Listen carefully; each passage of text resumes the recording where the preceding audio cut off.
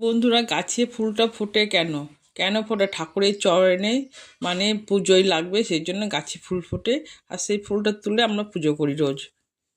Hello বন্ধুরা, শুভ দুপুর। আজকে শুভ দুপুর বললাম কেন? এখন প্রায় 1:30 আসছে। আর এখনই স্নান করলাম, স্নান করে উঠলাম। আর আমি ছিলাম না, ডাক্তার দেখাতে গেছিলাম। আমি তো মানে স্ট্রোকের রুগী, স্ট্রোক হয়েছিল। আর কথাটা আমার একটু জড়িয়ে যায়, তোমরা একটু বুঝতে পারো। তো যাই হোক, তার জন্য আমি ডাক্তার দেখাতে গেছিলাম।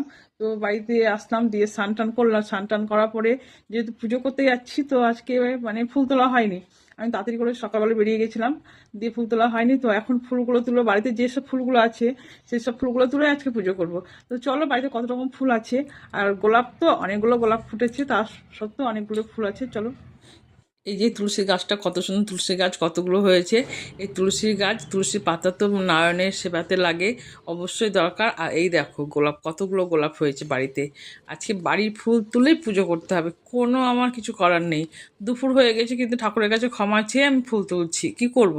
এখন তো প্রায় 1:30 মতো বাজে, দেখতে পাচ্ছ। আর নাহলে ঠাকুরের চরণে কোনো ফুল দিতে পারবো না, তুলসী পাতা দিতে পারবো না। এই ফুলটা তুলে ঠাকুরের কাছে ক্ষমা চেয়ে ফুলটা তুলে ঠাকুরের চরণে দেব, পুজো করব।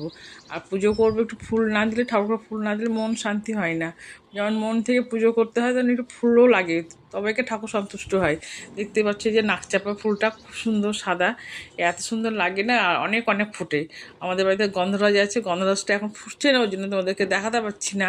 বছরে দুবার করে ফোটে। দেখতে পাচ্ছ কতগুলো ফুল হয়ে গেল একটু একটু করে তুলতে তুলতে। এটা পুরো সম্পূর্ণ একদম বাড়ির ফুল। দেখো কত সুন্দর লাগছে। তোমাদের বাড়িতে কি এরকম গাছ আছে? আর কে কে ফুলকে ভালোবাসো? আমার তো খুব ভালো লাগে। আর ফুল, অনেক রকম ফুল, অনেক কালারের ফুল থাকলে পুজো করতে মন ভরে যায়। যাই হোক বন্ধুরা,